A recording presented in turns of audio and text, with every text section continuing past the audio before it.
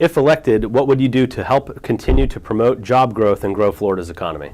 So I think there's a multitude of things to do, but first of all, I'd look at infrastructure. And by infrastructure, I mean roads, ports, railway systems, as well as looking at the delivery of utilities and looking also at the delivery of infrastructure overall, so that we can establish a better way of transporting goods throughout the state. So that also means an import and export system.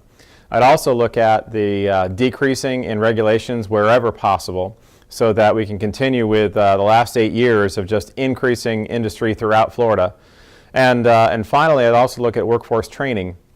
When we're looking at some of the areas that we'd like to expand upon job creation and job enhancement, we need to be looking at those areas for training, such as vocational training or even K through 12, looking at those bases, because not everybody's going to be set for college, but everybody needs to have a good job.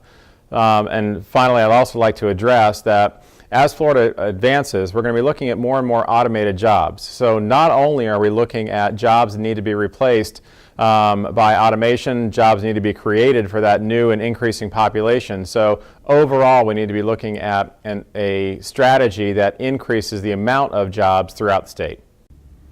How would you improve Florida's healthcare situation? So currently within Florida, we have a lack of doctors and nurses that seems to be becoming more and more so. And so first of all, I'd be looking at recruiting the nursing and new doctors through whether it be Enterprise Florida funds or potentially looking at ways that we can enhance the doctor's lifestyle. What I mean by that is actually looking at opportunities to lower the litigious nature associated with being a doctor.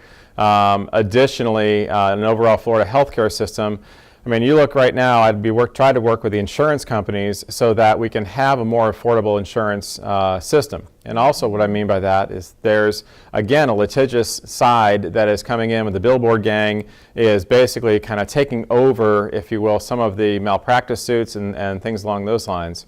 So it's driving up costs. I mean, when a guy like myself, you look at 10 to 20% of an income that they earn per year is headed towards their their health insurance for their family or themselves.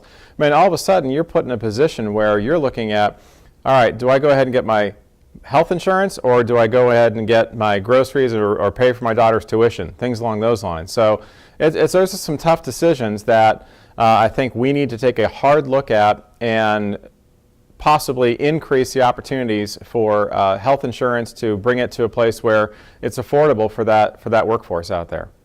What challenges do you see in Florida's K through 12 education system, and if elected, what would you do to address those challenges? So the K through 12 system, first of all, we need to look at the youngest, and that is making sure that our youngest and brightest are on that third grade reading level at least, on or above. And we need to enhance the programs to give them the opportunities so that they're hitting those benchmarks, they're hitting those opportunities where they can be on level or above that third grade reading level, which is so critical then to the future development of them as students and eventual workers throughout here. As I enter office, I'm looking at 8 years potentially of being in office here with the term limits, and so during that time somebody's going to go from third grade and almost be graduating and be ready for that workforce or be ready for higher education. So I'm hoping that we'll be able to be training those workers for the future. Additionally, as you look at the older students, we also realize that not every student is meant to go to college. And we need to embrace that, and it's not something that's a negative, but everybody deserves a good job. So what we need to be doing is also increasing the opportunities for vocational training, and whether that means just in the senior high schools or a year afterwards, making sure that that vocational training is there for them. I mean, right now, a starting welder with a brand new certificate is going to make $70,000 a year. I know folks that are coming out of college that aren't making that much, but everybody should have that opportunity to have a good job, whether they have a college education or not. So I think we need to expand that within the high schools. Thank you. Excellent. And by the way, I just wanted to also say, Mark Wilson's a god.